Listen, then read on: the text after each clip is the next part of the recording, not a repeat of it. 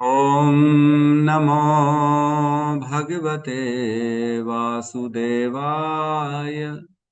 ॐ नमो भगवते वासुदेवाय। ॐ नमो भगवते वासुदेवाय।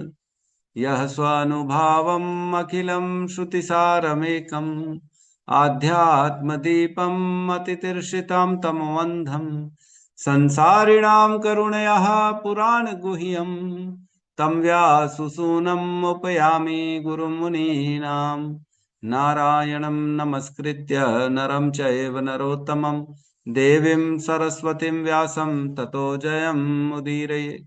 श्रमतां स्वकथा कृष्ण पुण्यश्रवण कीर्तिनः हृदयन्तस्तो हि अभद्राणि विदुनोति सुहृतसताम्।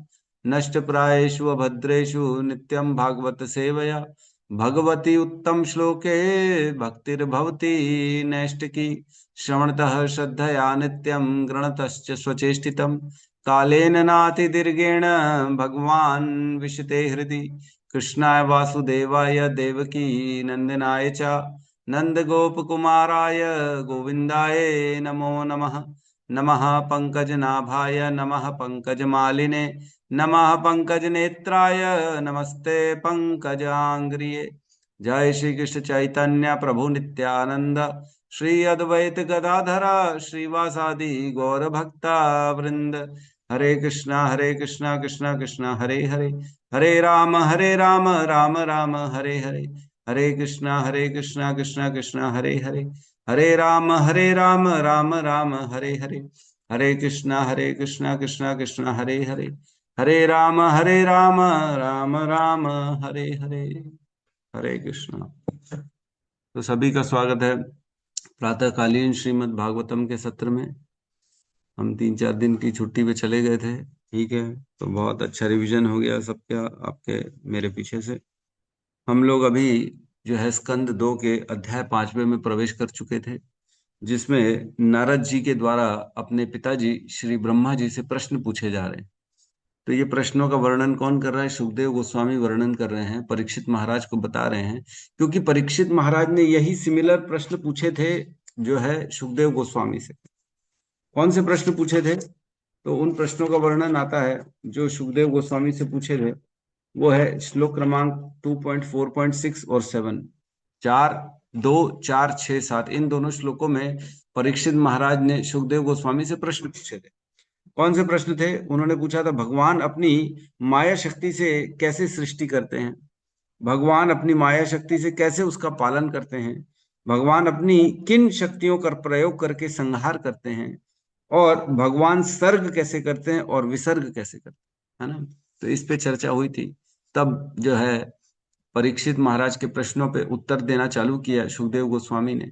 पहले उन्होंने अपना मंगलाचरण किया, भगवान को याद किया, भगवान को स्मरण किया, अपने पिता व्यासदेव को स्मरण किया, और उन्होंने भगवान से यह प्रार्थना की कि मेरे वचनों में इतनी शक्ति दो और मेरे वचनों में इतना प्रभाव डाल दो कि जो मैं कहूँ आपकी जो है यथारूप आपकी गलत ना निकले, सारी शक्तियां और सारा वर्णन एज इट इज निकले, जो फैक्ट है मैं गलत ना बोलूं। क्योंकि भगवान को कोई जान नहीं सकता, भगवान को जानना हमारे लिए दूर है, बहुत मुश्किल है। बट फिर भी भक्त जानते हैं, पूर्ण रूप से नहीं जानते हैं, लेकिन भगवान को जान तो जाते हैं, पूर्ण रूप से नहीं जानते।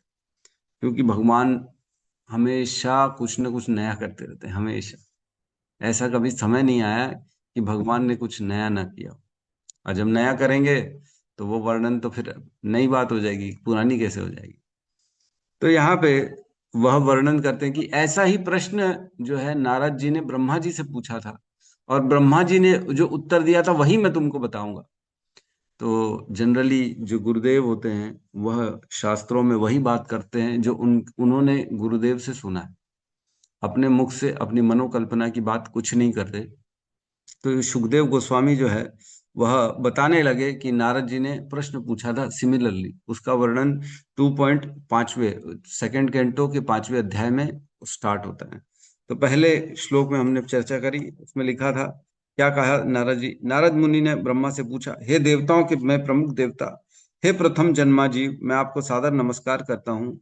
कृपा करके मेरे वह दिव्य ज्ञान मुझे वह दिव्य ज्ञान बताएं जो मनुष्य को आत्मा तथा परमात्मा के सत्य तक ले जाने वाला। आत्मा तथा परमात्मा के सत्य का वर्णन करिए आप, है ना, कृपा करके। आप मेरे पिता हैं और आपसे मैं प्रार्थना कर रहा हूँ। उसके बाद सेकंड श्लोक में कहते हैं, हे पिताजी, कृपया इस व्यक्त जगत के वास्तविक लक्षणों का वर्णन कीजिए। इसमें 6 प्रश्न पूछे उन्होंने। यद रूपम, यद अधिष्ठानम, यद सृष्टम, यद संस्थम, यद परम और यद च। 6 प्रश्न पूछे, है ना। यद रूपम मीन्स इसका रूप कैसा है, इसके लक्षण कैसे हैं, ये जगत का। यद अधिष्ठानम, कि कौन इसका अधिष्ठाता है, कौन किसके आधार पर ये जो है सृष्टि हो रही है, कौन कर रहा है इसको। और यद सृष्टम, ये उत्पन्न कैसे हुई है, किसने इसकी सृष्टि की है। और यत संस्थम, यह किसमें लीन हो जाती है। और यत परम, ये किसके अधीन है, कौन कंट्रोल कर रहा है इसको। और यच्च, यच्च का अर्थ है ये बनी किससे है, कौन से तत्वों से बनी है ये सृष्टि, बताइए। 6 प्रश्न पूछे। और उसके बाद तीसरे नंबर श्लोक में पूछते हैं, हे पिताजी, आप यह सब वैज्ञानिक ढंग से जानते हैं, क्योंकि भूतकाल में जो कुछ रचा गया है, भविष्य में जो भी रचा जाएगा, या वर्तमान में जो कुछ भी रचा जा रहा है, तथा इस ब्रह्मांड के भीतर जितनी सारी वस्तुएं हैं, वे सब आपकी हथेली पर आंवले के सदृश हैं। जो भूतकाल में हुआ है, जो वर्तमान में हो रहा है, जो भविष्य में होने वाला है, वो सब आप जानते हैं। और कैसे जानते हैं, जैसे हाथ में रखा हुआ एक आंवला, हाथ में रखा हुआ आंवला। इतनी क्लैरिटी से, इतनी स्पष्ट, इतना क्लियर विजन है ब्रह्मा जी का, जैसे हाथ में रखा हुआ आंवला। इस प्रकार आप भूत भी देख सकते हैं, वर्तमान भी देख सकते हैं, भविष्य भी देख सकते हैं। और आप वैज्ञानिक ढंग से सब कुछ जानते हैं। ऐसा नहीं है आंवला के अंदर क्या है ये तो नहीं मालूम, दिख रहा है बरोबर, बस हाथ में हथेली में आंवला, ऐसा नहीं है। अंदर क्या है, कौन सा रस है, क्या उसके अंदर तत्व है, क्या उसका असर पड़ता है हमको खाने से, सब पता है उनको, है ना। तो ऐसा नहीं है कि खाली दिख रहा है, क्यों है ऐसा, क्या है, क्या कारण है, सब मालूम है ब्रह्मा जी को आंवले के समय। फिर चौथे नंबर श्लोक में कहते हैं, 5 प्रश्न पूछे। अब उनके बारे में पूछते हैं, भाई आपका स्रोत क्या है, आप ये ज्ञान कहाँ से प्राप्त करते हैं, आप किसके संरक्षण में रह रहे हैं, आप किसकी अधीनता में कार्य कर रहे हैं, आपकी वास्तविक स्थिति क्या है। क्या आप अकेले ही सारे जीवों को अपनी निजी शक्ति द्वारा भौतिक तत्वों से उत्पन्न करते हैं। क्या ब्रह्मा जी ये सब आप ही स्वयं अकेले कर लेते हो क्या। We are surprised how you are doing. पता नहीं अकेले कैसे कर लिया आपने इतना, कोई कोई है क्या आपके साथ काम करने वाला, छुपा के रखा है क्या आपने किसी को। तो ये वर्णन ऐसा पूछते हैं। फिर अब 5-6 में बताते हैं कि मैं आपसे ऐसा क्यों पूछ रहा हूं, आप ही से ये सवाल क्यों पूछे जा रहे हैं, क्योंकि आप महान हैं, क्योंकि आप शक्तिशाली हैं, आप सबका वर्णन कर सकते हैं। अब बता रहे हैं, है ना। जिस प्रकार मकड़ी अपने जाले को सरलता से उत्पन्न करती है और दूसरों के द्वारा पराजित हुए बिना अपनी सृजनशीलता प्रकट करती है, उसी प्रकार आप अपनी आत्मनिर्भरता की शक्ति को प्रयुक्त करके दूसरे की सहायता लिए बिना सृजन करते हैं। मकड़ी का एग्जाम्पल दे रहे हैं कि आप मकड़ी के समान, जैसे मकड़ी बिना किसी की सहायता के पूरा अपना जाला बना लेती है, वह किसी पर निर्भर नहीं होती, उसी प्रकार आप भी अकेले इसकी पूरी सृष्टि करते हैं, ब्रह्मांड की, भौतिक जगत की। कोई आपके साथ सपोर्ट नहीं करता, आप अकेले काम करते हैं, बताओ। फिर कहते हैं, हम किसी विशेष वस्तु, श्रेष्ठ, निकृष्ट या समतुल्य, नित्य या क्षणिक, इनके नामों, लक्षणों तथा गुणों में से जो भी समझ पाते हैं, वह आपके अतिरिक्त अन्य किसी स्रोत से सृजित नहीं होती, क्योंकि आप इतने महान हैं। अब उनकी महानता का वर्णन चल रहा है। आप इतने महान हैं कि आप तो हर चीज का, जो भी हम किसी भी चीज को जानते हैं, उसके 3 ही तरीके होते हैं, उसका नाम, उसके लक्षण और उसके गुण, है ना। तो किसी को हम नाम से जानते हैं, किसी के लक्षणों को, लक्षणों से हम किसी भी वस्तु को जानते हैं, और किसी भी वस्तु को जानने के लिए कभी कभी उसके गुण हमें इंपॉर्टेंट लगते हैं। तो ये 3 ही तरीकों से किसी भी वस्तु को जाना जाता है। और वो कह रहे हैं ऐसी कोई चीज नहीं है जो नाम, लक्ष्मण, गुण, इन तीनों के द्वारा जाना जाए और वो आपसे प्रकट ना हो। उसको, वह नित्य हो या क्षणिक हो, टेम्पररी हो या परमानेंट हो, वह नाम, किसी भी नाम से जानी जा रही हो, किसी भी गुण के द्वारा जानी जा रही हो, या किसी भी लक्षणों के द्वारा जानी जा रही हो, ऐसी कोई वस्तु है ही नहीं जिसको आपने नहीं बनाया। कितनी बड़ी बात है, नहीं? ब्रह्मा जी ने हर चीज को बना, तो आप सबसे श्रेष्ठ हैं, आपके समतुल्य भी कोई नहीं है ना? तो फिर आप, तो आपसे ही तो पूछेंगे, और किससे पूछेंगे? तो इस प्रकार हमने यहाँ 6 श्लोकों को लिया था। आज हम 7 और 8 नंबर श्लोक को लेंगे। यहाँ तक मेरे ख्याल से किसी को भी कोई प्रॉब्लम तो नहीं होगी ना?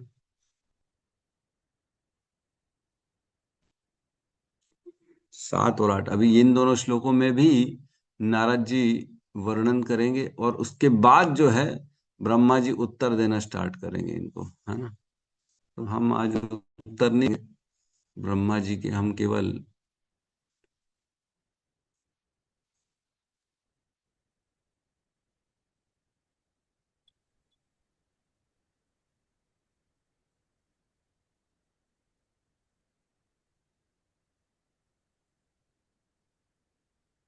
क्लियर है? जी प्रभु जी। जी प्रभु जी। है ना? ठीक है। अध्याय, श्लोक क्रमांक 7, अध्याय 5, स्कंद 2, समस्त कारणों के कारण। नारद जी द्वारा 7वां श्लोक पूछा जा रहा है, ब्रह्मा जी से पूछा जा रहा है। क्या वो वर्णन कर रहे हैं कि मैं क्यों पूछ रहा हूँ आपसे, है ना? साथ में दोहराएंगे, स भवान चरद्घोरम भगवान चरघोरम् यत्तपः सुसमाहितः यत् समाहितः तेन खेदयसे नस्त्वम् तेन पराशङ्कां च यच्छसि। प्रशंकां च यच्छसि। भवान् चरद्घोरम् चरघोरम् यत् तपः सुसमाहितः यत्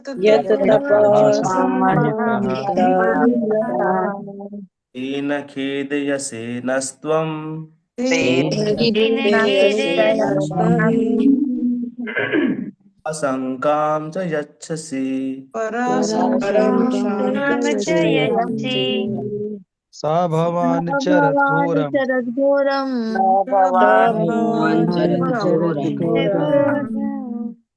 यत् तपः सुसमाहितः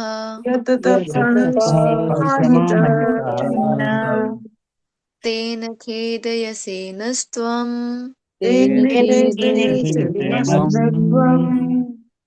पराशङ्कां च यक्षसि। पराशंकां च यच्छसि। हरे कृष्णा। स भवान् चरद्घोरम् चरघोरम् यत् तपः सुसमाहितः समाहितः तेन खेदयसे नस्त्वम् तेन खेदयसि नस्त्वम् पराशंकां च यच्छसि। स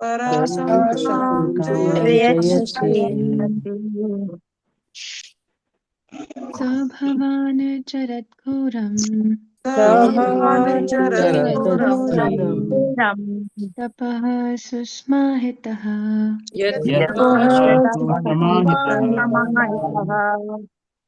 तेन खेदयसे नस्त्वम् पराशङ्कां च यच्छसि। हरे कृष्ण।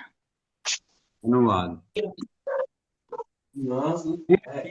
जब हम आपके द्वारा पूर्ण अनुशासन में रहते हुए संपन्न की गई कठिन तपस्याओं के विषय में सोचते हैं, तो हम आपसे भी अधिक शक्तिशाली किसी व्यक्ति के अस्तित्व के विषय में आश्चर्यचकित रह जाते हैं। यद्यपि आप सृष्टि के संदर्भ में इतनी शक्तिशाली हैं। ओम अज्ञानतिमिरन्धस्य ज्ञानाञ्जनशलाकया चक्षुरुन्मिलितं येन तस्मै श्रीगुरुवे नमः। श्रीचैतन्यमनोभीष्टं स्थापितं येन भूतले स्वयं रूपः कदा मह्यं ददाति स्वपदान्तिकम्। वन्देऽहं श्रीगुरु श्रीयुतपदकमलं श्रीगुरून् वैष्णवांश्च श्रीरूपं सागरजातं सहगण रघुनाथान्वितं तं सजीवं साद्वैतं सावधूतं परिजनसहितं कृष्ण चैतन्य देवम् श्री राधा कृष्ण पादान सहगण ललिता श्री विशाखान्वितांश्च। हे कृष्ण करुणा सिंधु दीन बंधु जगतपते गोपेश गोपिका कांता राधा कांत नमस्तुते। तप्त कांचन गौरांगी राधे वृंदावनेश्वरी वृषभानुसुते देवी प्रणमामि हरिप्रिये। वाञ्छाकल्पतरोभश्च कृपा सिन्धुभ्य एव च पतितानां पावनेभ्यो वैष्णवेभ्यो नमो नमः। नमो विष्णुपादाय कृष्णपृष्ठाय भूतले श्रीमते भक्तिवेदांत स्वामीति नामिने। नमस्ते सारस्वते देवे गौरवाणी प्रचारिणे निर्विशेष शून्यवादी पाश्चात्य देशतारिणे। जय श्री कृष्ण चैतन्य प्रभु नित्यानंद श्री अद्वैत गदाधरा श्रीवासादि गौर भक्त वृंद। हरे कृष्णा कृष्णा कृष्णा हरे हरे, हरे राम राम राम हरे हरे। हरे कृष्णा। तो यहाँ पे बड़ा सुंदर वर्णन चल रहा है। अब कह रहे हैं नारद जी, हम खुद आश्चर्यचकित हो गए। एक बात बताओ, हम कुछ भी प्राप्त करने के लिए कार्य करते कि नहीं, तपस्या करते कि नहीं? सैलरी चाहिए अगर महीने में, तो पूरा महीना व्यक्ति तपस्या करता है कि नहीं? सुबह उठता है, रोज जॉब पे जाता है, रोज शाम को आता है थक हार के, सोता है खा पी के, फिर अगले दिन उठ के सुबह चला जाता है जॉब पे, मेहनत करता है दिन रात।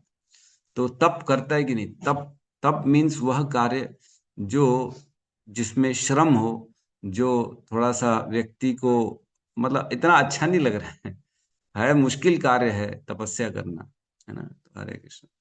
तो तपस्या हर समय व्यक्ति करता है जब उसके अंदर कोई अभिलाषा हो। अगर कुछ प्राप्त करने की इच्छा होगी तो ही व्यक्ति तपस्या करेगा।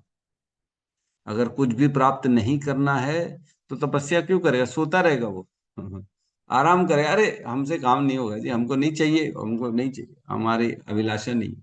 लेकिन जिसको भी कुछ भी चाहिए तो उस वस्तु की प्राप्ति के लिए वह प्रयास करता है, और उस प्रयास के लिए श्रम करेगा, और उस श्रम को तपस्या कहते हैं।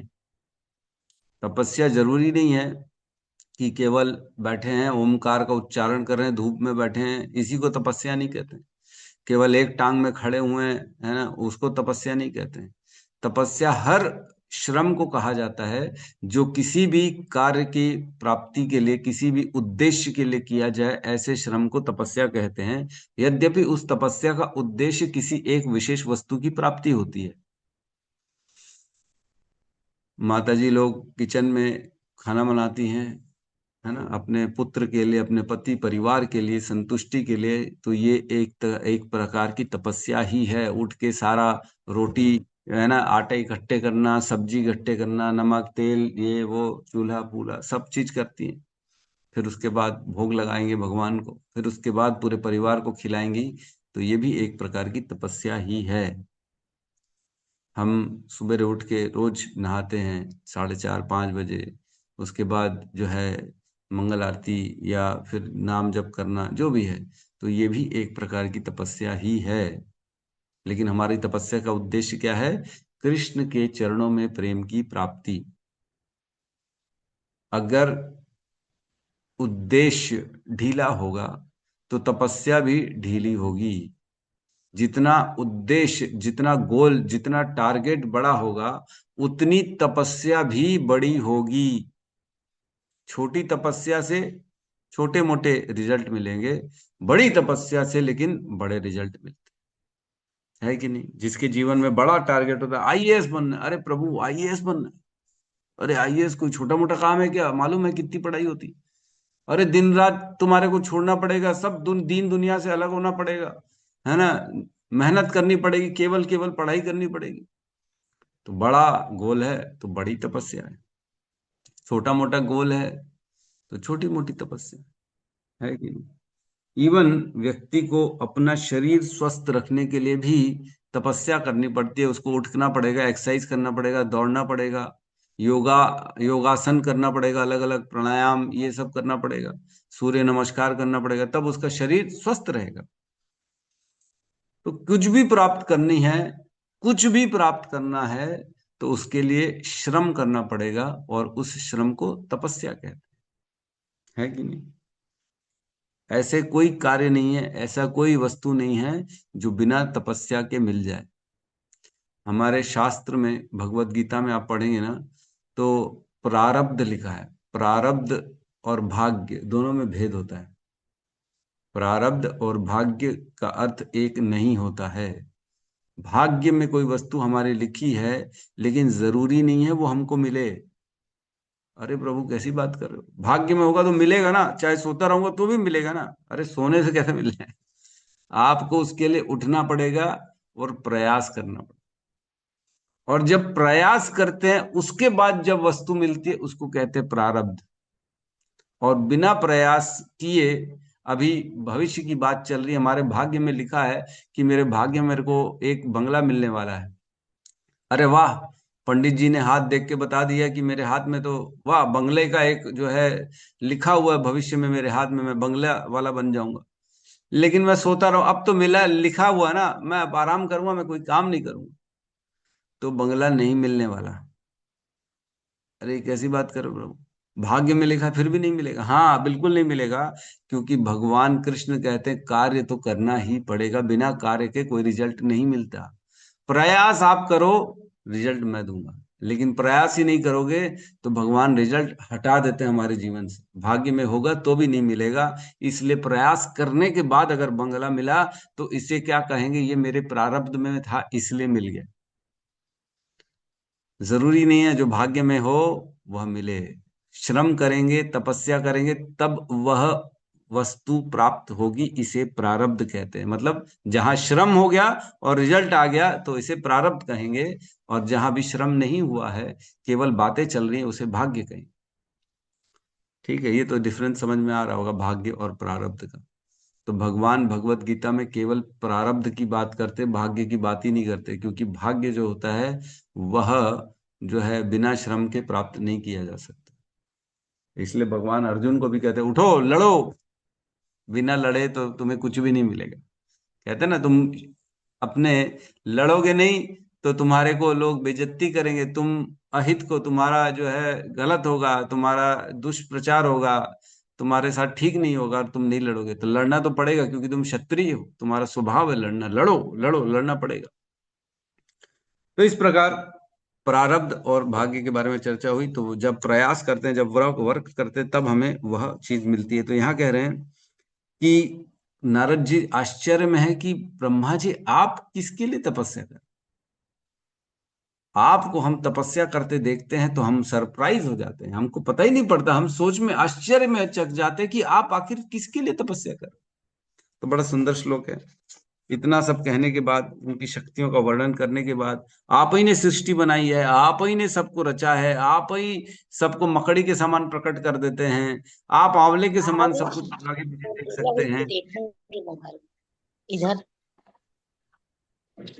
तो जब ऐसा है तो आप किसके लिए तपस्या कर? तो अब प्रश्न उठा रहे हैं नारद जी, है ना। अब हम श्लोक में प्रवेश करते हैं। या कहते हैं स भवान चरत घोरम। स मीन्स फिर भी, वह। इस प्रकार जब मैं ये सब देखता हूं आपकी शक्तियों के बारे में, कौन सी शक्तियों के बारे में?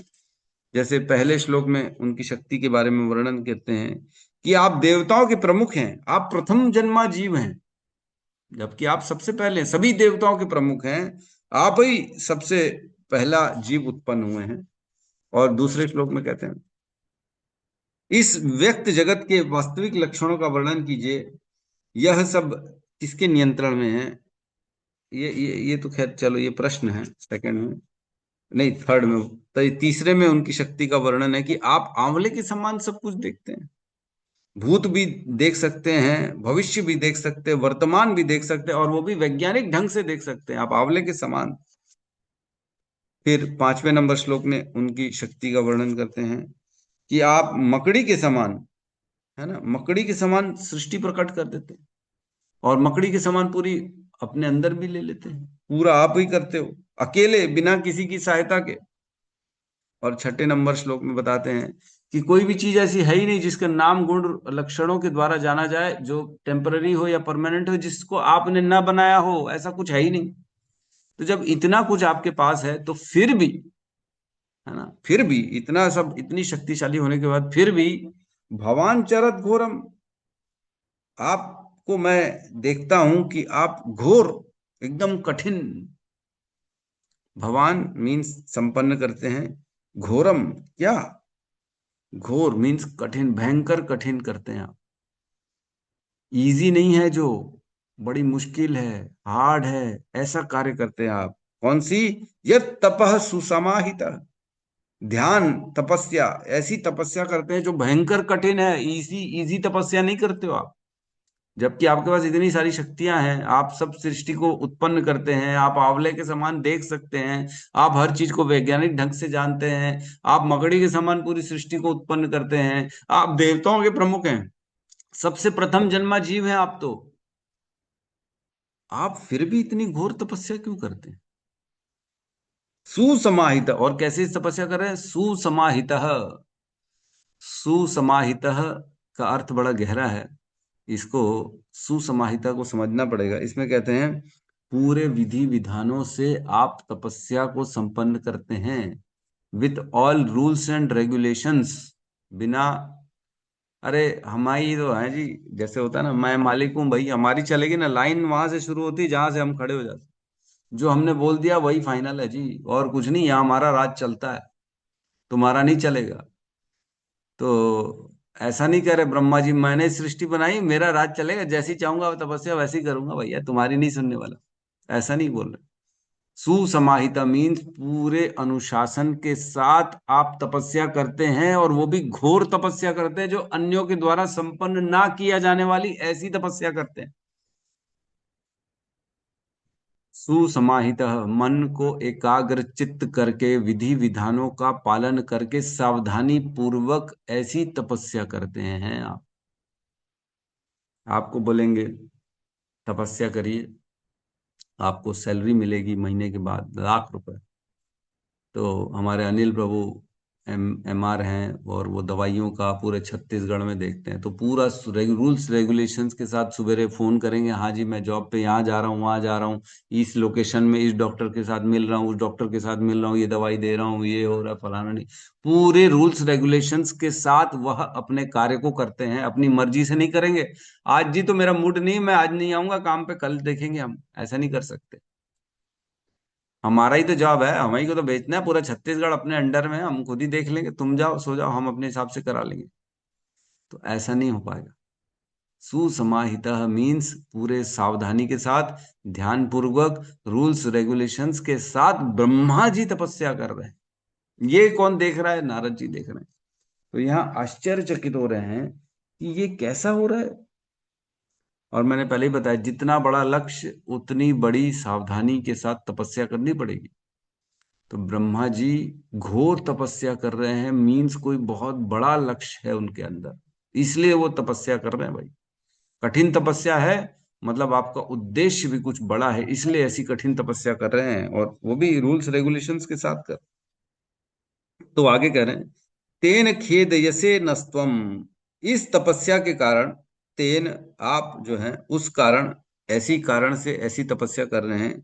खेद यसे, खेद यसे मीन्स ये बात मोहित कर रही है हमको, मेरे को कंफ्यूजन में डाल रही है। पापा आप करते क्या हो पापा, पूछ रहे हो ब्रह्मा जी से, नारद जी बोले आप किसको प्रसन्न करने के लिए इतनी घोर तपस्या कर रहे हो? ये मोहित हो रहा हूं मैं, मेरे को समझ में नहीं आ रहा, क्योंकि हम तो पीछे देख ही नहीं पा रहे आपके पीछे कौन है, ऐसा क्या कारण है? खेद है, जैसे मोहित हो रहा हूं मैं, आश्चर्यचकित हो रहा हूं मैं, डाउट में आ जा रहा हूं, मेरे को कंफ्यूजन हो रहा है कि आप क्यों तपस्या कर रहे हो भाई। किसी को कुछ चाहिए होता है तब तपस्या करते हैं, लेकिन आपको क्या चाहिए, और आपको किससे चाहिए? खेद ऐसे नस्तम, हमको यह मोहित कर रही है आपकी तपस्या। क्या, क्यों मोहित कर रही है, और क्या कर रही है? पराशंकाम चयच्छसी, और पराशंकाम, आपसे परे भी कुछ है, इस बात की शंका हो रही है।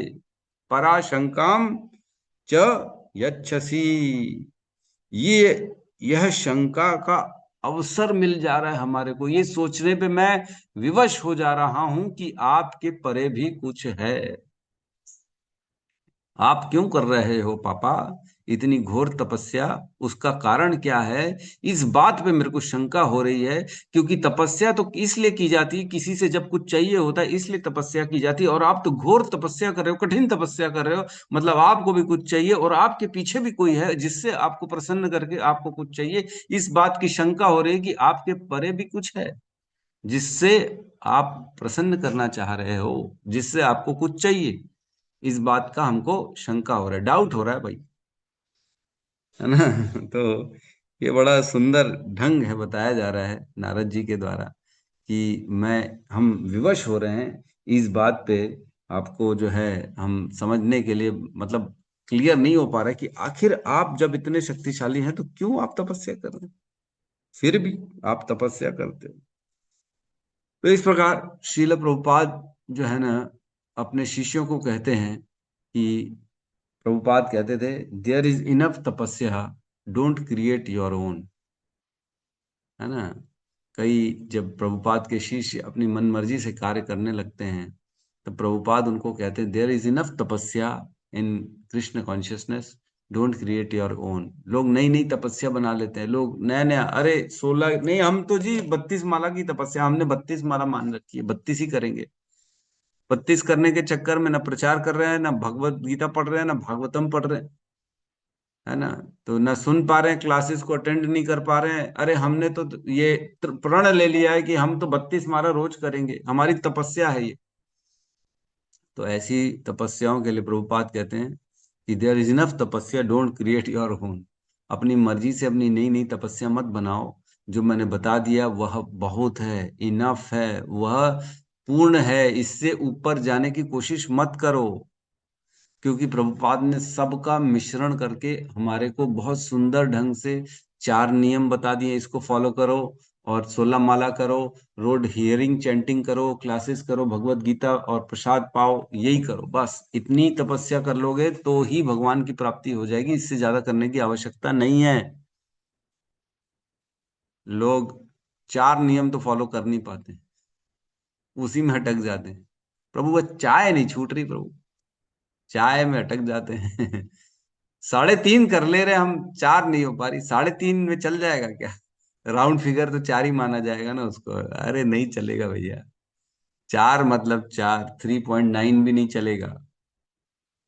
प्रभुपाद से एक बार फॉरेन में किसी ने बोला, प्रभुपाद एक नियम आप हटा दो, इलिसिट सेक्स आप हटा दो बस, फिर देखो आपके पास भीड़ लग जाएगी प्रभुपाद, लोगों की भीड़ बन जाएगी। फॉरेन में क्योंकि ये बहुत कल्चर है पर स्त्री संघ और पर पुरुष संघ का। तो प्रभुपाद ने बोला, no means no, 4 means 4, not 3.9, not 3.5, 4 means 4, 100% 4 rules. इसलिए तो इस्कॉन का लोग फॉलोवर कम हो जाते हैं। अरे इतने कठिन, इतनी इतनी कठिन इन लोगों ने रूल्स बना रखे हैं, हम नहीं ज्वाइन करेंगे जी। सुबह उठना है, 16 माला रोज करनी है, रोज 4 नियम को फॉलो करना, प्याज लहसुन नहीं खाना, दूध मतलब चाय नहीं पीना। चाय से किसने क्या बिगाड़ लिया भाई? चाय पीने में क्या प्रॉब्लम है? यही तो तपस्या है। इसको करोगे तब पता पड़ेगा कि इससे क्या क्या मिलेगा हमारे को।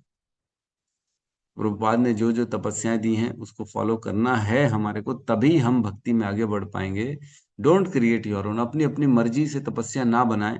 अपने गुरु से पूछें, प्रभु ये मैं कर सकता हूँ, गुरुदेव ये कर सकता हूँ कि नहीं कर सकता हूँ, अन्यथा ना करें। अपने जीवन में स्ट्रेच ना डालें, इसको कर लें अच्छे से, हृदय से, पूर्ण श्रद्धा से, तो ही भगवान की प्राप्ति हो जाएगी।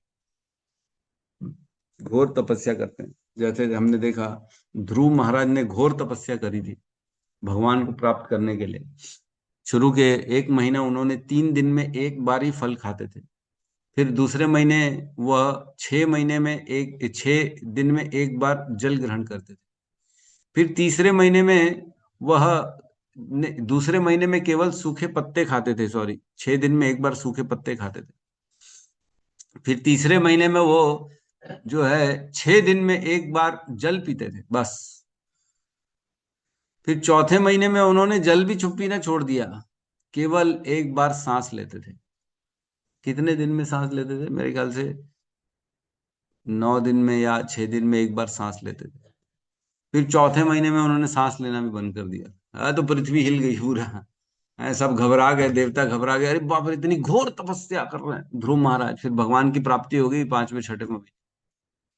तो ऐसी घोर तपस्या करी उन्होंने। हमने देखा गोपियों ने, जो छोटी छोटी बच्चियां थी, गोपियां 3 साल 4 साल की गोपियां थी, भगवान की प्राप्ति के लिए उन्होंने कात्यायनी व्रत रखा था। वह व्रत जिसमें सुबह उठ के 4 बजे यमुना स्नान करने जाती थी, वो दूध ठंडे ठंडे पानी में, ठंडे पानी, मेरे ख्याल से कार्तिक मास में रखा था क्या वो कात्यायनी व्रत? जी प्रभु जी। हाँ, तो कार्तिक मास में, कार्तिक मास मीन्स ठंड का, ये ठंड वाला नवंबर दिसंबर में होता है। सितंबर अक्टूबर नवंबर में कार्तिक मास आता है। उस समय वह गोपियों ने कात्यायनी व्रत रखा था, जिसमें वो मट्टी से कात्यायनी देवी की उन्होंने, बालू से प्रभु जी, बालू से। हाँ, बालू से उन्होंने बनाया और उसकी पूजा करती थी। और रोज सुबह 4 बजे उठ के यमुना स्नान करती थी और वहां पे भगवान की, कृष्ण की प्राप्ति के लिए वह जो है पूजा करती थी उस कात्यायनी देवी की। और उसी कात्यायनी व्रत के अंत में आखिरी दिन, सबसे लास्ट दिन, भगवान जाके उनका जो है ना चीर हरण करते, वस्त्र को चुरा लेते, है ना। तो उनके व्रत का फल उनको दे देते हैं भगवान। कहने का अर्थ ये है कि जो है तपस्या की उन्होंने भगवान की प्राप्ति के लिए। ठीक है, तो हम फटाफट अगला श्लोक को ले लेते हैं, नहीं तो आज वह श्लोक भी नहीं हो पाएगा, है ना।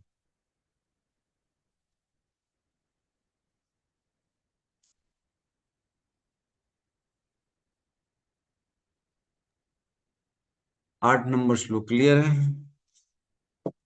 जी प्रभु जी प्रभु जी। आप में दोहराएंगे। एतन्मे पृच्छतः सर्वम् एतन्मे तन्मे सर्वं सर्वज्ञ सकलेश्वरः सर्वज्ञसर्वेश्वरः विजानीहि यत् एवेदम् अहम् विजानीहि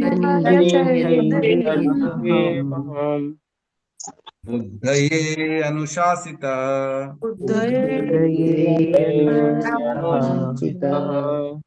हरे कृष्ण।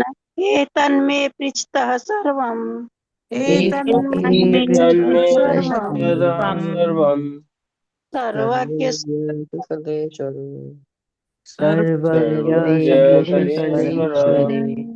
सर्वज्ञ सकलेश्वर बीजानीहि यत् वेदमहम्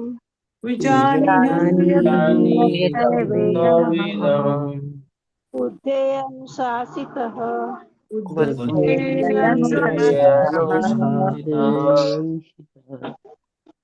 एतन्मे पृच्छतः सर्वम्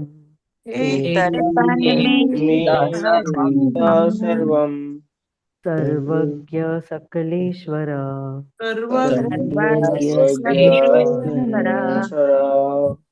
विजानीहि यथैवेदम् अहम्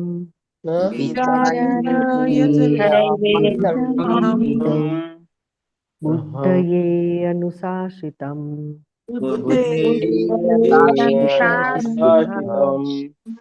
अनुवाद। हे पिता, आप सब कुछ जानने वाले हैं और आप सबके नियंता हैं।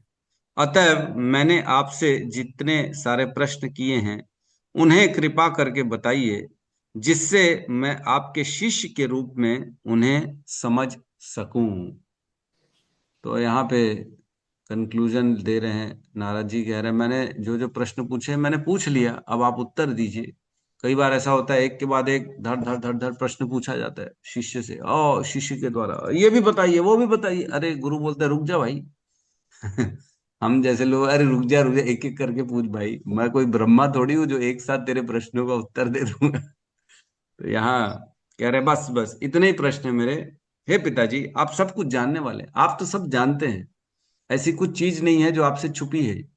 आप आंवले के समान भूत भविष्य सब देख रहे हैं, विज्ञान वैज्ञानिक ढंग से जानते हैं हर चीज को।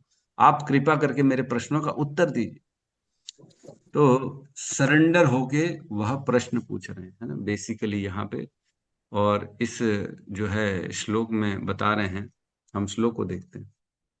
श्लोक में कह रहे हैं एतन में पृच्छतः सर्वम, ये सब जो मेरे द्वारा पूछा गया है ये सब जो भी एतन में जो जो ये जो मैंने पूछा, पृच्छतः सर्वम, मेरे द्वारा पूछा गया है, सर्वम, सब कुछ जो पूछा गया है वह आप बताइए, सर्वज्ञ, क्योंकि आप सर्वज्ञ, आप सब कुछ जानने वाले हैं। ऐसा कुछ नहीं है कि आप जिसको कहें अरे मेरे को तो इसका आंसर नहीं मालूम है, नारद मेरे को पूछना पड़ेगा, बुलाना पड़ेगा, किसी स्पेशलिस्ट को बुलाना पड़ेगा, है ना। कई बार ऐसा हो जाता है, जैसे मैं अगर आपको यहाँ पे ट्रिग्नोमेट्री का क्लास देने लगूं, आपको tan theta sine cos tan बताने लग जाऊं, तो आप क्या बोले, अरे प्रभु ये क्या बता रहे हैं ये तो मेरे को कुछ मालूम ही नहीं है। मालूम नहीं है, आप समझ में नहीं आएगा।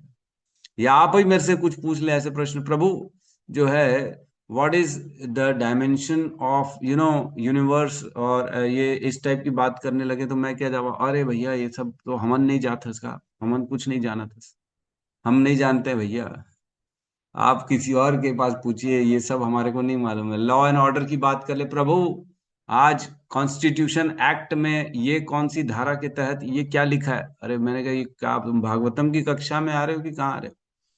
तो ऐसा कुछ नहीं है जो ब्रह्मा जी नहीं जानते हैं, सर्वज्ञ, सब जानते हैं, ट्रिग्नोमेट्री भी जानते हैं, मैथ्स भी जानते हैं, साइंस भी जानते हैं, एस्ट्रोनॉमी भी जानते हैं, भूत भी जानते हैं, भविष्य भी जानते हैं, वर्तमान भी जानते हैं, तत्व से भी जानते हैं, वैज्ञानिक ढंग से जानते हैं, सब कुछ जानते हैं। वो किसी के लिए भी ऐसा नहीं कह सकते कि आई डोंट नो। हम जरूर कह सकते हैं कि हमें नहीं मालूम है, लेकिन वर्मा जी किसी प्रश्न के उत्तर में ये जवाब दे ही नहीं सकते हैं कि मैं नहीं जानता। एक बार ऐसा हुआ था, लेकिन एक बार ऐसा हुआ है ना, वो भी क्यों हुआ, क्योंकि भगवान की कृपा से हो गया। एक बार चार कुमार गए थे भगवान ब्रह्मा जी के पास, उनके पुत्र, चारों पुत्र, चार कुमार, वो ऐसा प्रश्न पूछ डाले उनसे, ब्रह्मा जी से, कि कंफ्यूज हो गए, अरे ये क्या प्रश्न पूछ डाला तुमने। तब भगवान स्वयं प्रकट हुए, तब ब्रह्मा जी ने भगवान को हृदय से याद किया, हे भगवान ये कैसा प्रश्न पूछ डाला इन्होंने, इसका उत्तर मेरे को नहीं मालूम। तब भगवान प्रकट हुए स्वयं हंस अवतार में, हंस के रूप में प्रकट हुए, और उन्होंने चार कुमार का उत्तर देना चालू किया। इस प्रकार से वो लीला थी भगवान की। लेकिन यहाँ ऐसा कर नहीं सकते, क्योंकि भगवान के द्वारा इतनी सारी शक्ति मिलती है ब्रह्मा जी को कि उनको सब मालूम रहता है, हर चीज मालूम रहती है। तो सर्वज्ञ, आप तो सब कुछ जानते हैं, सर्वज्ञ, ऐसी कोई चीज नहीं है जो आपसे छुपी हुई है। और सकलेश्वर है, और सबके ईश्वर हैं आप, देवताओं के, मनुष्यों के, पशुओं के, पक्षियों के, सृष्टि के, हर चीज आपके कंट्रोल में है। ऐसा नहीं है कि नहीं है, आप सब कुछ जानते हैं, और आप सबको कंट्रोल भी कर रहे हैं। पूरी सृष्टि को आप ही ने रचा है। और क्या कह रहे हैं, विजान ही यथा यथा एव इदम, तो यथा एव इदम अहम, है ना। तो यहाँ विजान ही मीन्स कृपा करके बताएं, विजान ही मीन्स सरेंडर होके प्रेम से जब व्यक्ति पूछता है तो उसे विजान ही कहते हैं। ऐसा नहीं कि अरे चलो बताओ तो सही, देखे तो सही तुम्हारा नॉलेज कितना है, ऐसा नहीं। चलो बोलो गुरुदेव मेरे पास 3 मिनट का टाइम है, जल्दी जल्दी समझाओ फिर हमको जाना है, ऐसे में कोई बताएगा नहीं। विजान ही मीन्स आपसे पूछ रहा हूं मैं, रिक्वेस्ट करके आप बताइए, क्योंकि आप इसके जानकार हैं, आपको मालूम भी है, इसीलिए आप बताइए। ऐसा प्रश्न पूछ ले बेचारे गुरुदेव से, वो हिल गया। मैंने बताया था पहले भी, लोग ऐसा प्रश्न पूछते हैं हाथ खड़ा करके, प्रभु मेरा पर्स चोरी हो गया, मैं कैसे इसका जो है पता लगाऊं, मेरे पर्स कैसे मिलेगा। अरे तो आपका पर्स मिल गया तो बेचारा लेक्चर देने वाला प्रभु की क्या गलती है, वो कहाँ से बताएगा। कई लोग प्रश्न करते हैं, प्रभु मेरा एक प्रश्न है, मेरे घुटनों का दर्द कैसे ठीक होगा। अरे तो घुटनों का दर्द बेचारा प्रभु कैसे ठीक करे। तो प्रश्न ऐसे होने चाहिए जो तर्क संबद्ध हो, है ना। जैसे प्रश्न अर्जुन ने पूछा कृष्ण से कि मतलब जो कार्पण्य दोषो उपरित स्वभाव पृच्छामि त्वाम धर्म सम्मूढ़ चेता यत् श्रेय स्यात् निश्चितम ब्रूहि तन्मे शिष्यस्ते हम शादी माम त्वम प्रपन्नम। हे कृष्ण मैं आपसे पूछ रहा हूं कि धर्म क्या कहता है, बताइए मेरे को, निश्चित होके बताइए कि मेरी इस स्थिति में धर्म का क्या कहना है, धर्म क्या कहता है, सबसे श्रेष्ठ कार्य मेरे लिए क्या है, ये बताइए आप। तो ऐसा प्रश्न होना चाहिए जिसके उत्तर में भगवान ने पूरी भगवत गीता बोल दी। परीक्षित महाराज ने प्रश्न पूछा अपने गुरुदेव सुखदेव गोस्वामी से कि मरने वाले व्यक्ति को क्या करना चाहिए और जीवित व्यक्ति को क्या करना चाहिए, दोनों बताइए। यत श्रोतव्यम, क्या सुनना चाहिए, यत जप्यम, क्या जपना चाहिए, यत कर्तव्यम, उनके कर्तव्य क्या होते हैं, यत स्मरणम, क्या स्मरण करना चाहिए, यत भजनीयम, क्या किसका भजन करना चाहिए। ये पूछा प्रश्न सुखदेव गोस्वामी से परीक्षित महाराज ने। और विपर्यता, इसके उल्टा भी बताइए, क्या नहीं जपना चाहिए, क्या नहीं सुनना चाहिए, क्या नहीं बोलना चाहिए, क्या नहीं है कर्तव्य, ये भी बताइए। तो इस प्रकार के प्रश्न के उत्तर से जो है दूसरों का कल्याण होता है। इसलिए यहाँ पे कह रहे हैं कि आप यह प्रश्नों के मुझे विजाही अहम बुद्धये अनुशासितः, मेरे को ऐसा बताइए कि मुझे समझ में भी आ जाए। बुद्ध ये मीन्स यह सब रहस्य मैं जान सकूं ऐसी भाषा में बताइए। मैं अगर अभी आप लोगों के सामने चाइनीज बोल दूंगा, है ना, प्रश्न पूछा प्रभु जी इस श्लोक का अर्थ क्या बताओ, तो मैंने चाइनीज बता दिया, तो समझ में आएगा क्या? नहीं समझ में आया। मैंने बता तो दिया, लेकिन ऐसा बताया कि हमको समझ में नहीं आया। तो बताया नहीं बताया बराबर हो गया। तो यहाँ कह रहे हैं ऐसी लैंग्वेज में बताइए, ऐसी भाषा में बताइए कि मैं समझ भी सकूं ना। मेरी बुद्धि थोड़ी कम है, आप तो पूरी सृष्टि के रचयिता हैं, आपने पूरी सृष्टि बनाई है, तो आपको तो सब मालूम है। तो कई लोग कहते हैं प्रभु हमारे को तो संस्कृत नहीं आती है, तो हम भगवान को कैसे प्रार्थना करें, भगवान क्या हमारी भाषा समझ पाएंगे? तो कई लोग ऐसा सोचते हैं, हम कृष्ण की जगह कृष्णा कृष्णा कह रहा है तो लोग बोलते हैं अरे तुम कृष्णा कृष्णा कह रहे हो, तुम्हारे को भगवान नहीं मिलेंगे। कोई कृष्णा कृष्णा कह रहा है तो बोले अरे तुम तो द्रौपदी का नाम ले, तुमको कृष्णा मतलब द्रौपदी मिलेगी। तो ऐसा नहीं है।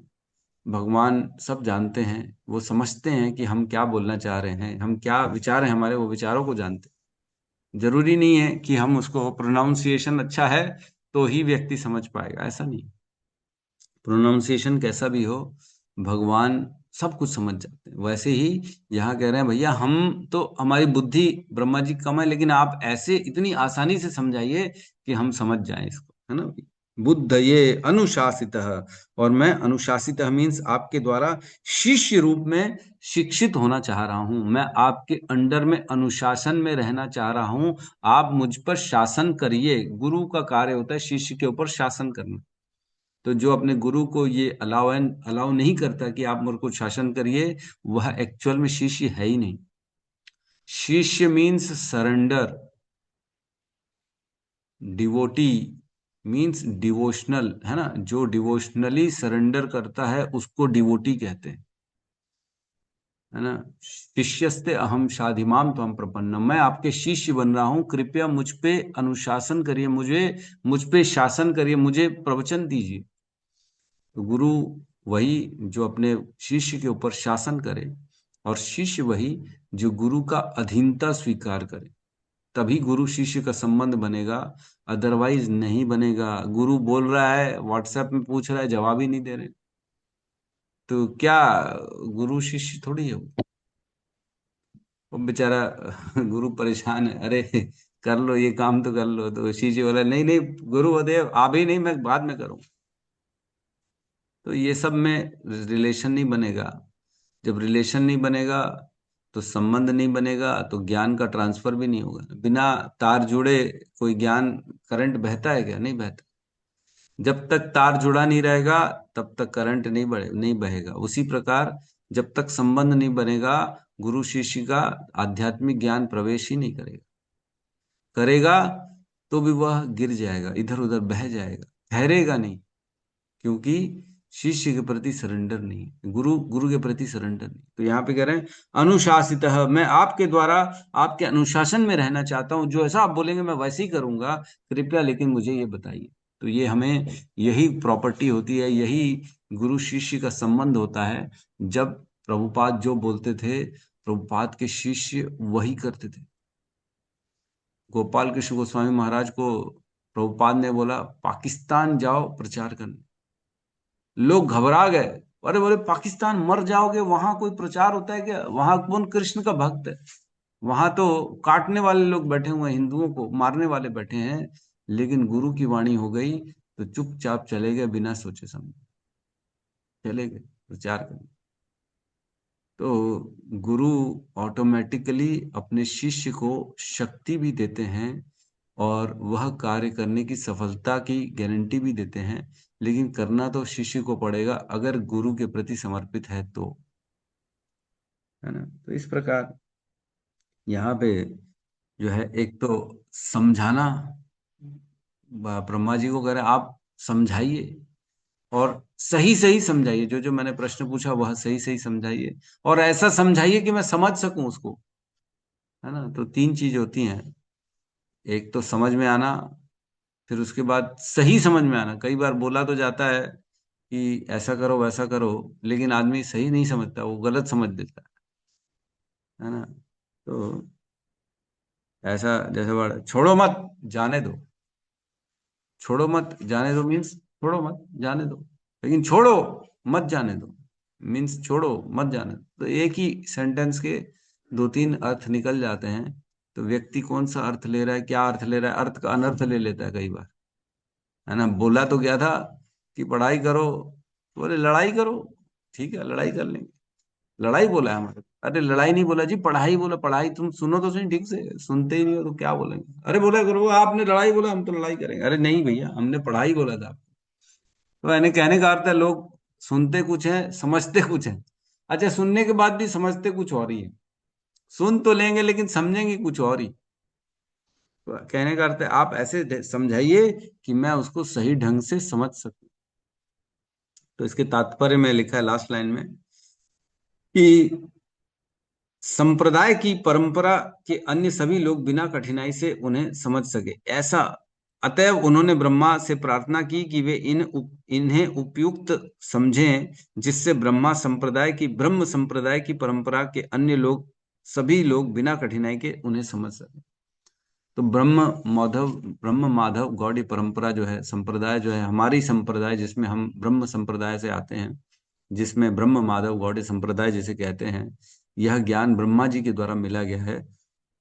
जिस ब्रह्मा जी ने नारद जी को ज्ञान दिया, वही ज्ञान ब्रह्मा जी से इसलिए पूछ रहे हैं ताकि हमारी संप्रदाय के सभी लोगों को यह ज्ञान आसानी से समझ में। किसी ने प्रश्न पूछा था ना, नारद जी को तो सब मालूम है, तो उन्होंने ऐसा प्रश्न किया ही क्यों है। नारद जी जब स्वयं भगवान की भक्ति करके नारद बने हैं, तो क्या उनको नहीं मालूम है कि भगवान ने सृष्टि की रचना करी है। तो वो क्यों प्रश्न पूछेंगे ऐसे ब्रह्मा जी से फालतू का। अरे मालूम है फिर भी प्रश्न पूछ।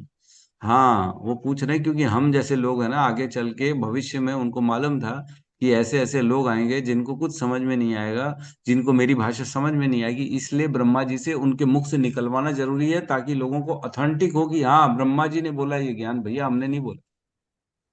तो ब्रह्मा जी से इसलिए पूछ रहे हैं ताकि हमारी संप्रदाय के सभी लोगों को पता पड़े कि ये ज्ञान ब्रह्मा जी के द्वारा मिला है ना। तो गुरु शिष्य की परंपरा का पूर्णतः से निर्वहन हुआ है इस संप्रदाय। तो यहाँ पे किसी का प्रश्न है तो हम ले सकते हैं। हरे कृष्ण प्रभु जी। हरे कृष्णा। कहिए प्रभु जी। दंडवत प्रणाम। मैंने आज प्रथम बार आपके साथ में भेंट हुई और आपने मेरा एक बहुत बड़ा कंफ्यूजन दूर कर दिया प्रभु जी। अभी तक मैं यही समझ रहा था, क्योंकि मेरे को संस्कृत का नॉलेज नहीं है और मेरा प्रोनाउंसिएशन भी ठीक नहीं है। तो आपने जो अब बताया कि भाई प्रोनाउंसिएशन का कोई मतलब नहीं, भगवान को सब पता है कि वो जानते हैं। तो इससे आपने मेरी न सिर्फ मेरी बाधा दूर कर दी और मेरे को एक बड़ा उत्साह, नया हौसला भी मिला। प्रभु जी आपका बहुत बहुत धन्यवाद प्रभु जी। धन्यवाद धन्यवाद धन्यवाद। भगवान किसी न किसी के माध्यम से बुलवा लेते हैं और हमारे डाउट क्लियर करवा देते हैं। बस ये है कि जुड़े रहना है, सुनना है। सुनते रहेंगे तभी तो सब बीमारियों का इलाज ढूंढ निकल जाएगा ना बाहर। सुनेंगे नहीं तो कैसे होगा। तो इसलिए रोज अटेंड करना चाहिए, रोज सुनना चाहिए क्लास को। तो नई नई रोज नया नया ज्ञान, नए नए रियलाइजेशंस, नया नया अनुभव आता जाएगा जीवन में, जिससे हम भक्ति में बहुत आसानी से आगे बढ़ते चले जाएंगे और बिना कठिनाई के भगवत धाम प्राप्त हो जाएगा। हरे कृष्ण प्रभु जी। हरे कृष्णा हरे कृष्णा। यस, ऊर्जेश्वरी माता जी।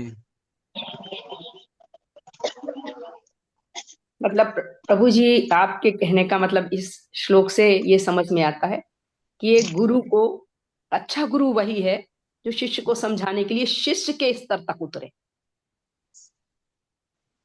बिल्कुल सही कहा माता जी ने, है ना? शिष्य नहीं के तो स्तर नहीं, तक। नहीं तो सिर के ऊपर से चला जाएगा वो। जैसे और आपने ये श्लोक बिल्कुल मतलब सतही करके हम लोगों को समझाया, मतलब जो खुद समझता है, ऐसे देखो शिष्य और गुरु, गुरु वो होता है, एक तो पहले शिष्य को समझना चाहिए कि वह गुरु को वाकई में नॉलेज है कि नहीं है, है ना? जिसको मालूम है वह गुरु बन सकता है, ठीक है। उसको मालूम ही नहीं तो उसको गुरु बनाने का क्या फायदा? पान ठेले वाले को भी लोग गुरु बना देते हैं, अरे गुरु लगा पान मेरा, तो ऐसा गुरु गुरु नहीं है, है ना? खाली जो है, जो कार सिखा दिया ड्राइविंग, उसको भी लोग गुरु बोल देते हैं, लोग पियानो वाले को भी गुरु बोल देते हैं। तो देखो, गुरु का अर्थ है जो आध्यात्म का ज्ञान जानता है, जो आत्मा से परमात्मा का ज्ञान जानता है, इसको गुरु कहा जाता है। हर किसी को गुरु नहीं कहा जाता। वो टीचर हो सकता है, वो एक हमारा जो है गाइड हो सकता है, लेकिन गुरु नहीं है। तो गुरु वह है जो तत्व को जानता है, जो अध्यात्म को जानता है। गुरु वही बन सकता है, और कोई गुरु बन ही नहीं सकता। और वह गुरु समझाना भी जानता है। वो जानता है, खुद मौनी बाबा बन के बैठा है, वो समझाता ही नहीं, तो फिर ऐसे गुरु का क्या फायदा? तो वह गुरु एक तो जो जाने, जो शास्त्रों को समझे, और शास्त्रों को समझाने की जिसके अंदर क्षमता हो, वह गुरु होता है। वह गुरु नहीं होता जो खाली पढ़ लिया और मेरे को तो सब समझ में आ गया जी, मैं तो बस अब भगवान को प्राप्त कर चुका हूं, ऐसा नहीं। जो शिष्यों को समझाए, तर्क से, एग्जाम्पल दे के, कथाओं के माध्यम से, समय दे के, एक एक कंफ्यूजन क्लियर करे, वह गुरु गुरु है, ना कि वह गुरु जो कुछ क्लियर ही नहीं कर रहा। क्योंकि आप तो 100% है प्रभु जी, हम लोग तो 0 है, मतलब हमें अरे नहीं नहीं नहीं प्रभु जी, मतलब नहीं दिस इज, नहीं, देखो दादा, थैंक यू ये प्रभु तो जी, थैंक थैंक यू माता जी, ये तो भगवान की कृपा है, गुरुओं की कृपा है बेसिकली। वही गुरु गुरु है जो अच्छा शिष्य है, जिसने अपने गुरु की शिष्यत्व अच्छे से स्वीकार करी है, वही गुरु बनने लायक है, अदरवाइज वो गुरु बनने लायक ही नहीं। आपने भी यही तो तप किया है ना प्रभु जी अपने अरे गुरु के प्रति, तभी तो ये ज्ञान आया है। हाँ, भगवान ज्ञान करे तो हम हमारे लोग, गुरु माध्यम से है, बिल्कुल, इसमें कोई शक नहीं है। हमारे भगवान करे हम गुरु, लोग भी ऐसे ही अनुशासित होके। जो जितना सरेंडर होगा ना, ये मैंने मेरा पर्सनल, मैंने ये मेरा अनुभव है, अनुभव है ये। बस गुरु के प्रति समर्पित होने से स्वतः सारा ज्ञान हृदय में प्रकाशित हो जाता है। जरूरी नहीं है आप गुरु की जाके जो है सेवा करो, उनके साथ रहना या उनके साथ समय देना जरूरी नहीं है। आप लेकिन हृदय से सरेंडर करेंगे, गुरु की अवज्ञा ना करेंगे, गुरु के यथारूप उनके आदेशों का पालन करेंगे, और गुरु को प्रसन्न करने की प्रयास में लगे रहेंगे, तो इतना करने मात्र से हृदय में खुद ब खुद सारा ज्ञान आ जाता है। ऐसा फिर लगेगा ही नहीं कि अरे ये मेरे को समझ में नहीं आ रहा है, अरे ये तो सब समझ में आने लगा, धीरे धीरे सारा प्रकाशित होना चालू हो। या ईश्वर आपके ऊपर कृपा करके बुल, है ना प्रभु जी, यदि हम हाँ सच्चे मन से कर रहे हैं, सच्चे मन से कर रहे हैं, तो शायद ईश्वर ही बुलवा दे कि नहीं। हाँ, ये तो गुरु शिष्य का जो संबंध होता है, ये एक जन्म का नहीं होता है, ये अनेक जन्मों का होता है। जैसे गुरु किसी न किसी को भेजते हैं अपने शिष्य का उद्धार करने के लिए, वो किसी न किसी को माध्यम बनाते हैं, जिसके मुख से ज्ञान को प्रवाहित करते हैं, ताकि उनका जो शिष्य छूटा हुआ है इस संसार में वापस भगवत धाम जा सके। तो किसी न किसी को भेजा जाता है गुरु के माध्यम से, एम्पावर किया जाता है, उसको पावर्स दिया जाता है कि जा, मेरे शिष्य बैठे हुए हैं, इनको जाके समझा और मेरे पास लेके आ। तो वो शक्ति गुरु के द्वारा दी जाती है, और किसी के द्वारा नहीं। Thank you. यस सावित्री माता जी। हरे कृष्णा प्रभु जी, हरे राम। प्रभु जी, जैसे माता जी ने तो सब कुछ बोल दिया, अब तो पूछने को बाकी नहीं रहा। आप, आप तो इतने अच्छे गुरु हैं कि सवाल ही नहीं उठता। शिष्य का तो उद्धार होना ही होना है, आप जैसे गुरु मिल गए तो। प्रभु जी, मेरा सवाल ये है कि हमारे प्रारब्ध में जो है कि आपने अभी बोला बंगला है तो उसके लिए श्रम करना चाहिए, वो हमें मालूम है। हर सुख के लिए हम श्रम करते तो थोड़ी देर को आ जाता है, फिर चला जाता है, लेकिन हम दुख के लिए तो श्रम भी नहीं करते तो अपने आप क्यों आ जाता है।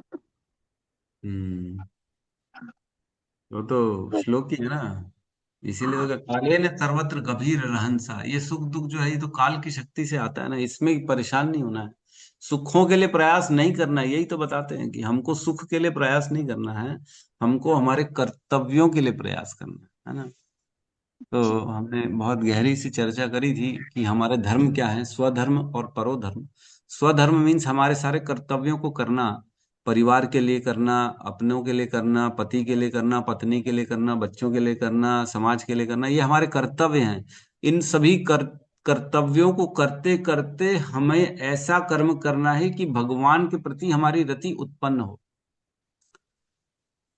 है ना। तो हमने पढ़ा है जिसमें धर्म स्वनिष्ठितः पुंसाम विश्वक्सेन कथा सुये न उत्पातयेत यतिरतिम श्रम एव ही केवलम।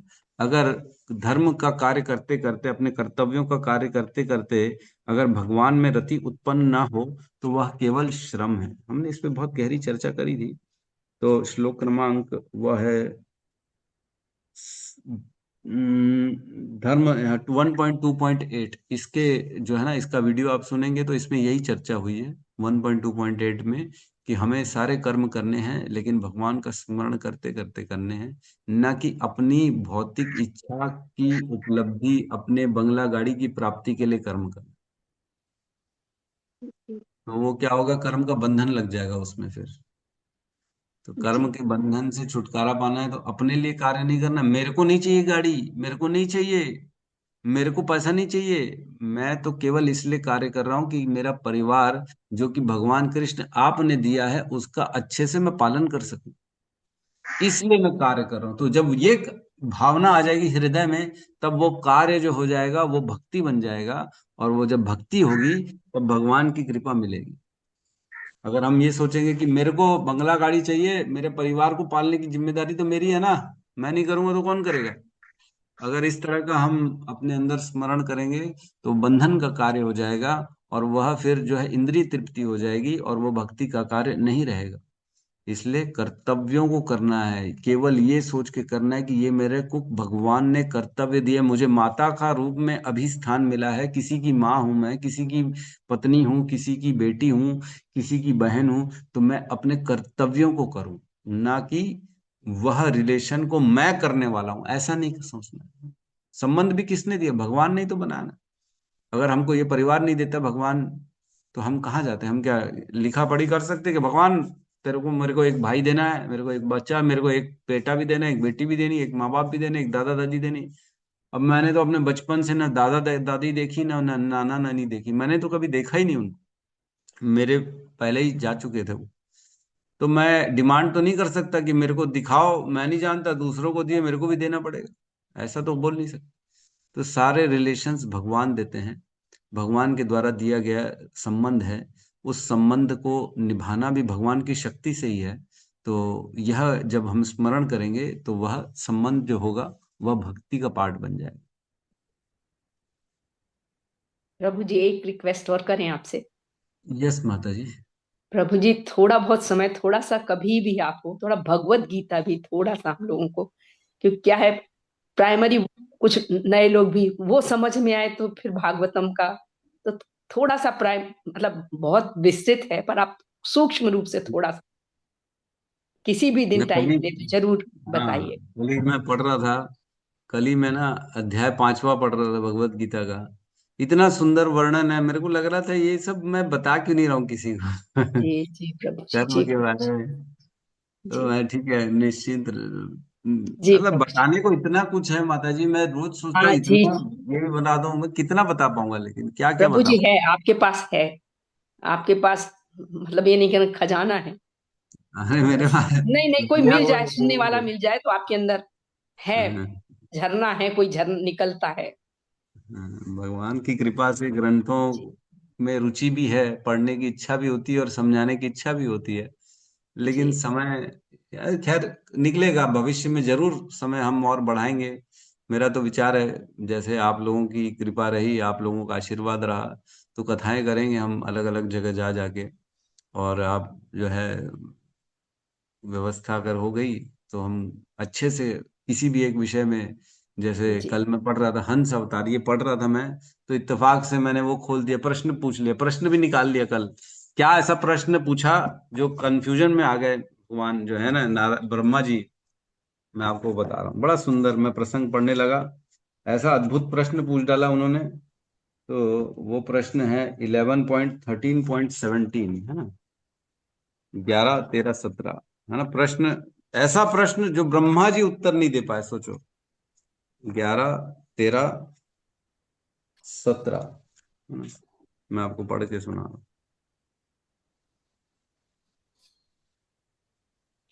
क्या पूछा उन्होंने? पूछा, सनकादि ऋषियों ने कहा, हे प्रभु, लोगों का मन स्वभावतः भौतिक इंद्रिय विषयों के प्रति आकृष्ट रहता है, और इसी तरह से इंद्रिय विषय इच्छा के रूप में मन में प्रवेश करते हैं। अतएव मोक्ष की इच्छा करने वाला तथा इंद्रिय तृप्ति के कार्यों को लांघने की इच्छा करने वाला व्यक्ति इंद्रिय विषयों तथा मन के बीच पाए जाने वाले इस पारस्परिक संबंध को कैसे नष्ट करे, कृपया हमें ये बताएं। तो ये प्रश्न पूछा था जो सनकादि ऋषियों ने अपने पिता ब्रह्मा जी से, जिसका उत्तर देने में वो असमर्थ हो गए। तो उन्होंने भगवान को याद किया कि अरे भगवान, मेरी मदद करिए, मेरे को समझ में नहीं आ रहा है। तो मैं पढ़ने लगा, तो इस प्रसंग में पढ़ने लगा, ऐसा लगा अरे बाप रे, इसको तो कितना सुंदर वर्णन है, क्या करें। तो ठीक है माता जी, प्रसंग बिल्कुल हम आगे प्रयास करेंगे, जैसा मौका मिला बताने का। यस, तू मधुर प्रभु कहिए। हरे कृष्णा प्रभु जी, दंडवत प्रणाम। राम प्रभु जी, प्रभु हरे जी, हम कृष्ण। लोग स्कूल लाइफ में भी एक श्लोक पढ़ते हैं, गुरु ब्रह्मा गुरु विष्णु गुरुदेव महेश्वरा गुरु साक्षात पर ब्रह्म तस्मै श्री गुरुवे नमः। तो स्कूल में हमने जिस अर्थ को पढ़ा है वो तो हम जानते हैं, मगर प्रभु जी एक्चुअल इसका अर्थ क्या है वो बताएंगे? गुरुदेव महेश्वर, ठीक है प्रभु जी, इस पे भी चर्चा करेंगे। है जी ना? प्रभु जी, एक बार बताइएगा कि इसका एग्जैक्ट जो मीनिंग होता है असल में, कि गुरु ब्रह्मा गुरु विष्णु गुरुदेव महेश्वर गुरु साक्षात पर ब्रह्म तस्मै श्री गुरुवे नमः। इसका आप एक बार विस्तार से थोड़ा सा एक्सप्लेन कर दीजिएगा प्रभु जी। ठीक है, ठीक है, कोशिश करेंगे। अभी आपके यहाँ जो क्लास होने वाली है हमारी 25 तारीख को, हम जी प्रभु आपके वहां पे आने वाले हैं, तो कोशिश करेंगे इसी श्लोक पे वर्णन करेंगे।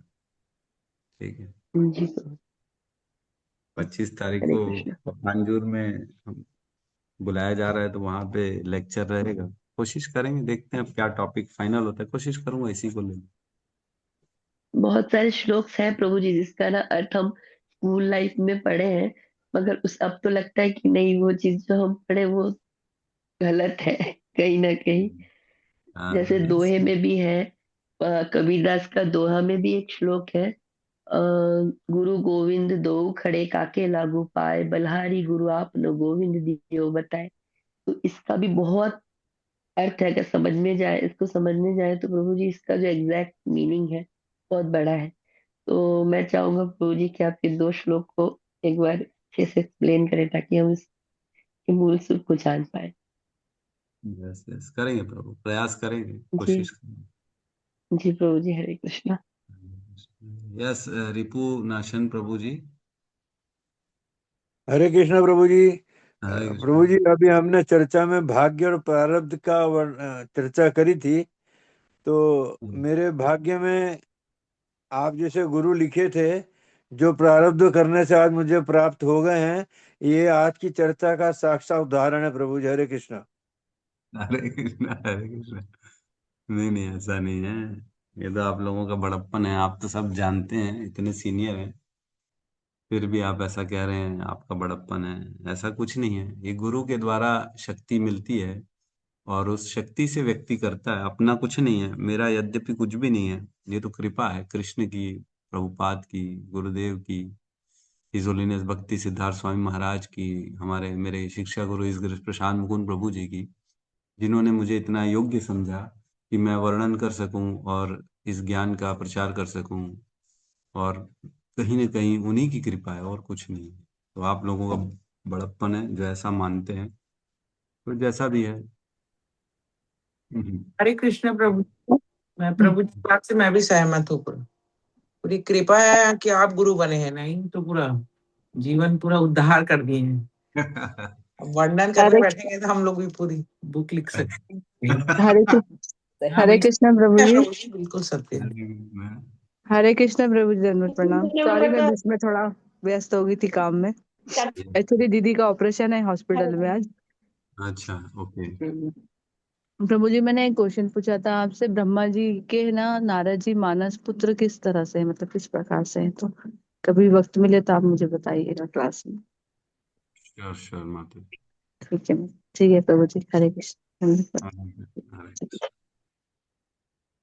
ठीक है, तो बहुत बहुत धन्यवाद सभी का। और सब देखो, प्रचार करना ही उद्देश्य है। प्रभुपाद ने कहा है, preaching is the essence, books are the basis. Books base हैं और प्रीचिंग एसेंस है। प्रीचिंग में जरूरी नहीं है कि हमको सबको लेक्चर देना है।